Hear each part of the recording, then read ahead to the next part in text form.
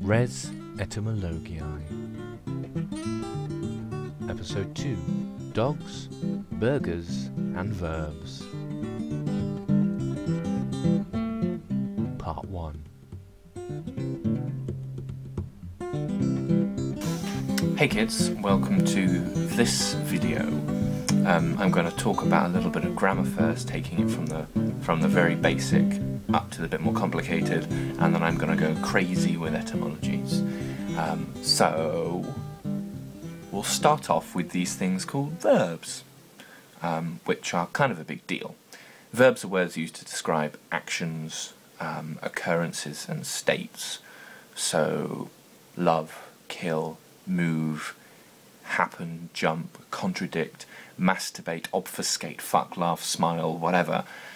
These are all verbs. In most European languages, which all happen to be genetically related, it's usual to change bits of what we call verbs, so the vowels and the endings, to convey differences in meaning.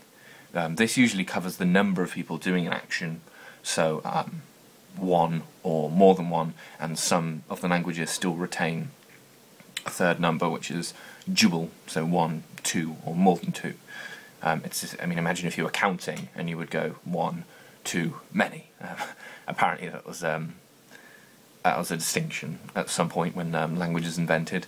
And also verbs are used to describe when something is happening. English uses pronouns to express number and person with little change in the verbal forms, although there is some, but it's just endings. So I run, you run, we run, they run. And the only one which ends up changing the verb is the she runs thing. Other languages like Latin will completely change the ending for each one of those, so they don't even need a pronoun. So amau, amas, amat are respectively I love, you love, he loves. So that's how they work. The when of an action is what we call tense. Past is a tense, as is present and future. There are also more complicated tenses, such as pluperfect, I had loved rather than I loved. That describes an event which is happening in a point of time prior to another one. You also have things that happen in the past that are still going on, things that have now finished. There's lots of smaller, more accurate ways of talking about the past. Proto-Indo-European, the ancestor language of European languages, used to have lots and lots of these things. Only a few of the other languages which descend from it have picked these up. English hasn't really. English uses several ways of sowing tense, whilst other European languages might simply just change the verb. This is not to say that English doesn't. Vowel alteration, or ablaut, is seen clearly in many English verbs, what we call strong verbs, as a way of forming past tense. Thus, I sing, I sang and they sung, I ran, I run, I ride, I rode, I fight, I fought, etc. Weak verbs, in case you're wondering, they form the past tense with a dental suffix, so a consonant which is pronounced with the teeth t and d. Like walk, walked, love, loved. This is a Germanic thing. You have ich habe, ich gehabt, is I have and I had in German. No one really knows where dental suffixes have come from. There's lots of theories, but there's no scholarly consensus. But it is a thing peculiar to Germanic languages, like Swedish, Danish, Dutch, English, German, Saxon, a load of things like that. English also has another way of showing tense, and this one isn't so obvious, and it's periphrastically, or using auxiliary verbs. So I was riding, I had ridden. This method is also employed in expressing a whole range of verbal meaning. I shall run is future, I shall have ran, I think it's future imperfect, but correct me if I'm wrong. And I might run is present subjunctive. Subjunctive expresses uncertainty and is more accurately described as a mood than a tense. And I might have ran is past subjunctive. Other languages stick to the more traditional patterns, such as Latin, using vowel alternation coupled with verb endings to express every aspect of meaning under the sun. So am a bow is I will love, am a bam is I was loving, Amawi is I had loved. Amo is I am loving. I mean, this kind of... Other languages work in different ways, suffice to say. If you didn't think this was complicated enough, many languages feature a peculiarity of verbal form called suppletion. The word comes from supply, the Latin suppleo, pleo being I fill.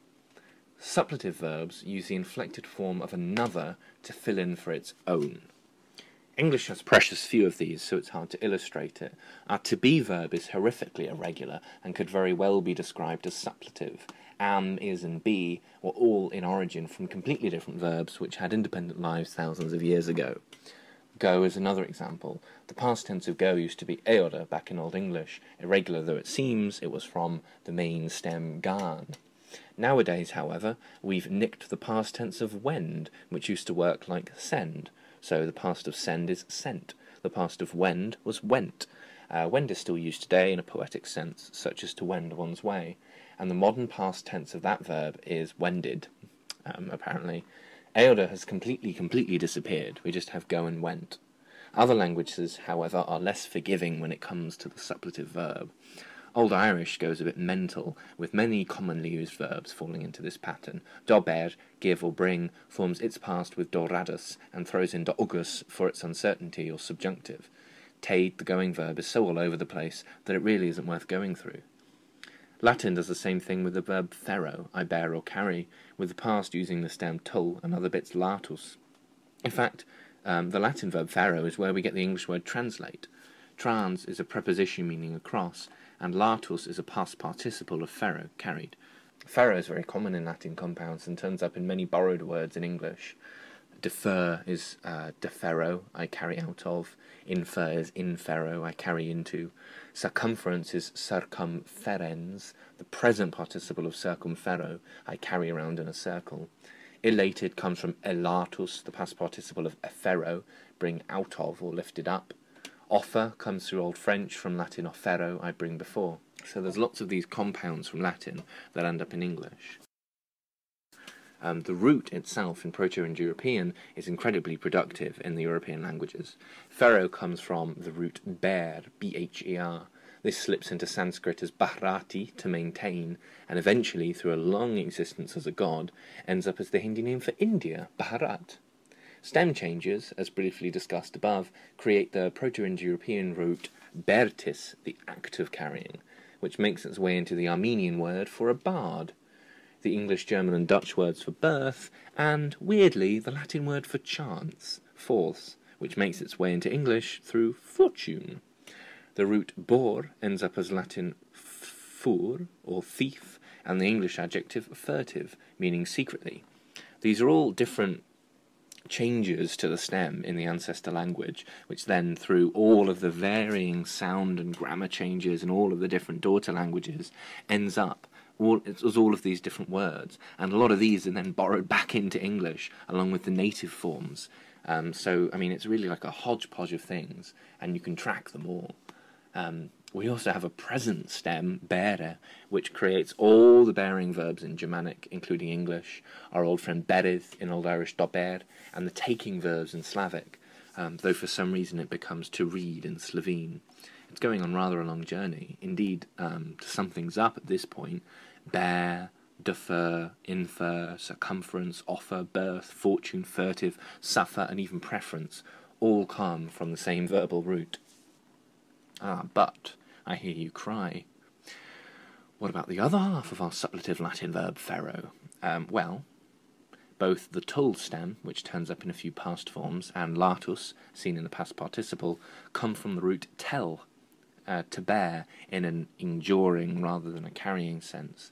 The Lithuanians use it to mean bridge, and it finds its way into English as the now archaic thole, to withstand. You can still hear it in Scotland, in some poetry, and also in the north of England. It comes back into English again through another Latin reflex of the root, in tolero, to endure, and the past participle, toleratus, tolerate. German dulden and Old Norse thola, both to endure, again come from the same Proto-Indo-European root. It rather nicely comes to mean scales in Hindi, as in the things you weigh things on, and is often used to refer to the star sign Libra. Well, I think that's enough for one part. I think we're going to stop here at 10 minutes, which is quite a lot already, and in part 2 we can expect dogs and burgers to round the whole thing off. Res Etymologiae, Episode 2, Dogs, Burgers and Verbs.